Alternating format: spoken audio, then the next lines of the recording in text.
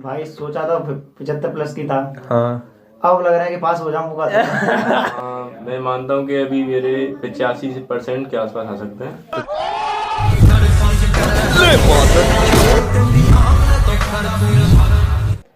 Hello guys, तो हमारे साथ है यहाँ पे हमारे दो स्टूडेंट क्लास 12 के जिन्होंने अभी अभी बोर्ड्स को फेस किया है और बहुत सारे र्यूमर्स चल रहे हैं बोर्ड्स के बारे में। बोर्ड्स ऐसे आए, बोर्ड्स ऐसे आए। तो आइए जानते हैं कि 2025 के बोर्ड्स कैसे आए। वीडियो के एंड में हम जो है मीम्स भी देखने वाले हैं जो कि इस बार के बोर्ड्स के ऊपर बने हैं। तो ये हमारे साथ क्लास 12 के दो स्टूडेंट। पहले हैं मनीष जो कि एकदम एवरेज बच्चे हैं, जैसे खेतों में काम करते हैं गांव के बच्चे होते हैं, तो उसी तरीके के हमारे एकदम सीधे साधे मनीष भाई बच्चे। और दूसरे हमारे कमल जो कि कोटा से पढ़ के आए, IIT जे की तैयारी के है, काफी टॉपर्स में इनका नाम आता है। तो आइए करते हैं इनसे बात और जानते हैं 2025 के हमारे बोर्ड्स क्या वास्तव में डिफिकल्ट थे या सिर्फ वो एक र्यूमर्स है। तो सबसे पहले मैं चाहूंगा मनीष बताएं कि जो आपके हिसाब से आपके बोर्ड्स कैसे गए, आपके कितने परसेंटेज आ रहे हैं उसमें। भाई सोचा था 75+ की था। हाँ। अब लग रहा है कि पास हो जाऊंगा। तो यहाँ ਹੱਸਦੇ ਚਿਹਰਿਆਂ ਦਾ ਮਤਲਬ ਇਹ ਨਹੀਂ ਹੁੰਦਾ ਕਿ ਉਹਨਾਂ ਨੂੰ ਕਦੇ ਕੋਈ ਤਕਲੀਫ ਨਹੀਂ ਹੁੰਦੀ। ਉਹਦਾ ਮਤਲਬ ਇਹ ਹੁੰਦਾ ਕਿ ਇਹਨਾਂ ਨੂੰ ਤਕਲੀਫਾਂ ਨਾਲ ਡੀਲ ਕਰਨਾ ਹੁੰਦਾ। बिल्कुल सही। तो यानी कि इनसे बात करके पता चल रहा है कि जो रूमर्स हैं वो थोड़े बहुत ठीक ठाक हैं। और कमल, आपके हिसाब से आपके एक्सपेक्टेड परसेंटेज कितने, आपको बिल्कुल सही गैस करना है, कोशिश करना है, क्योंकि जब आपका रिजल्ट आएगा तो वो भी हम दिखाने वाले हैं अपनी ऑडियंस को। मैं मानता हूँ कि अभी मेरे 85% के आसपास आ सकते हैं।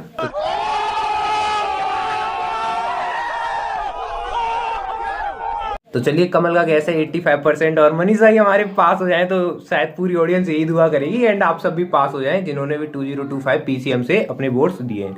तो अब मनीष भाई ये बताइए कि जो फिजिक्स का पेपर था जिसके सबसे ज्यादा रूमर्स उड़े थे, क्या वो वास्तव में डिफिकल्ट था आपके हिसाब पता से। नहीं भाई, मेरे तो ऊपर से निकला था।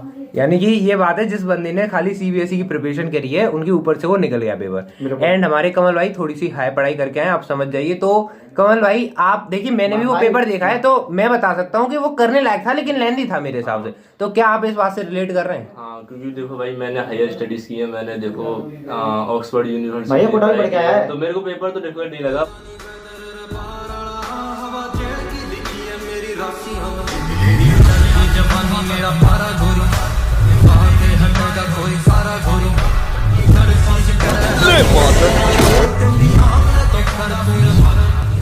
पर मैं मानता हूँ कि हाँ, वो लेंथी बहुत था। पूरे 3 घंटे मेरे को लगे से करने में वहाँ पर। बाकी पेपर में अगर क्वेश्चन की ट्रिकनेस की बात करें तो वो मतलब इतना भी नहीं था कि जितना बोल रहे बच्चे, इतना नहीं था, बस लेंथी था पेपर। नहीं भाई, तो कोटा वाला है इसलिए। नहीं भाई, वो तो मैंने हायर स्टडीज की है, वो तो बस तभी ठीक है, ठीक है। तभी तो ही लग रहा है ना। हाँ, हायर स्टडी करी है, लेकिन जो पेपर में डेरिवेशन थी, किसी का सेट डिफिकल्ट था, किसी का ऊपर, किसी का नीचे, तो क्या ऐसा कुछ भेदभाव देखने को मिला है। पूछ, डेरिवेशन रट के गया था रात भर, एक डेरिवेशन नहीं देखने को ये मिली। तो मैं नहीं बोलूंगा कि भेदभाव हुआ है, पर हाँ ये है जो हर साल होता था कि डेरिवेशन ज्यादा आएंगी, उससे मतलब जो कॉमन ट्रेंड था उससे बिल्कुल हट इन्होंने के U-turn मार दिया है इस बार CBSE वालों ने, तो बच्चों को सरप्राइज दे दिया एक भी है इस डेरिवेशन बार। नहीं मिली। तो भाई, तभी- एक भी नहीं मेरे कल। तो तभी इसलिए इस बार इतने ज्यादा फिजिक्स हाँ। और उसके मीम्स बन रहे हैं। ज्यादातर सब बच्चे पीवाई करके जाते हैं भाई, सेम सी PVQ तो आई ही नहीं।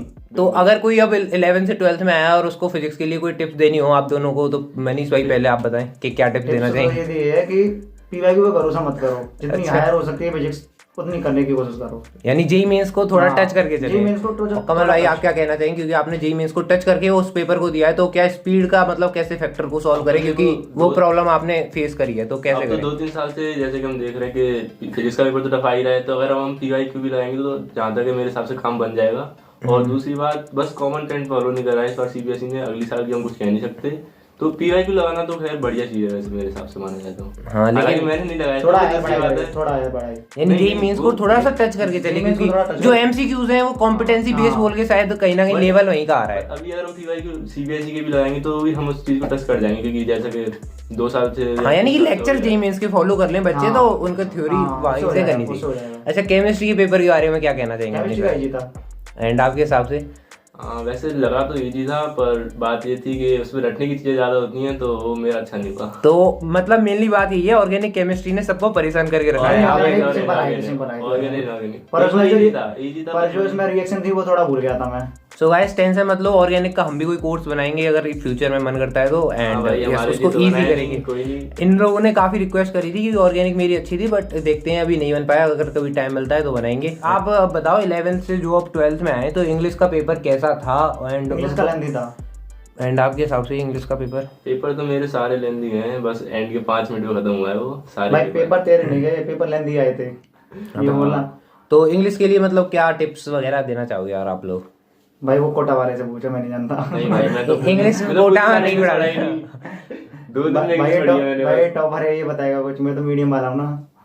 तो इंग्लिश के लिए कुछ वैसे तो मैंने बस 2 दिन में इंग्लिश पढ़ी है, मतलब कहानी वगैरह तो फिर ये बस इसी में दिक्कत आती है, और देखें वरना ग्रामर वगैरह में नोटिस वगैरह होते हैं, बस ये पेपर लेने दिया था, शुरू से स्पीड बना के रखनी पड़ेगी। हाँ, और राइटिंग सेक्शन टाइम मैंने वगैरह करना पड़ेगा थोड़ा- उसमें, मतलब इंग्लिश हाँ में स्टार्टिंग से ही। खास तौर से अनसीन पैसेज में ज़्यादा से ज़्यादा टाइम चले जाता है, पूरा 1 घंटा चले जाता है मेरा दोनों में, 1 घंटे से भी ज़्यादा।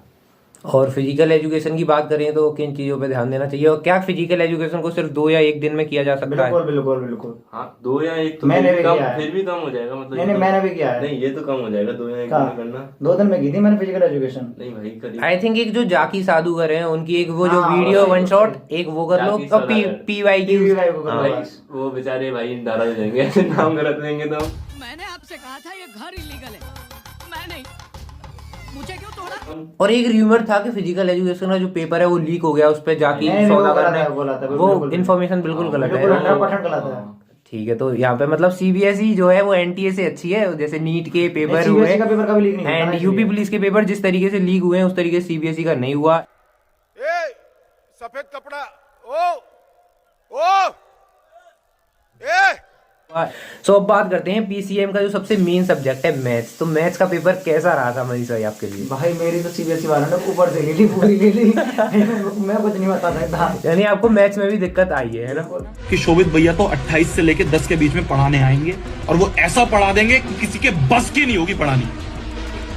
मैं फिर बोल रहा हूं, मैं इस तरह से रिसर्च कर रहा हूं, मैं यहाँ पे घूम तो जरूर रहा हूं एक एक काम के लिए, पर मेरे साथ में ना हर एक रिसर्च चल रही है, और उस रिसर्च के साथ में तुम्हें पढ़ा दूंगा कि भाई साहब किसके बस की नहीं होगी।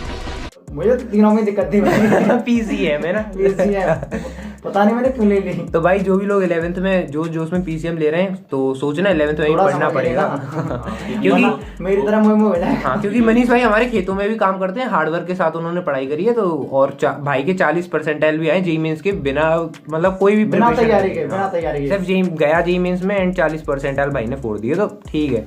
एंड कमल भाई आपके हिसाब से मैथ्स का पेपर कैसा था?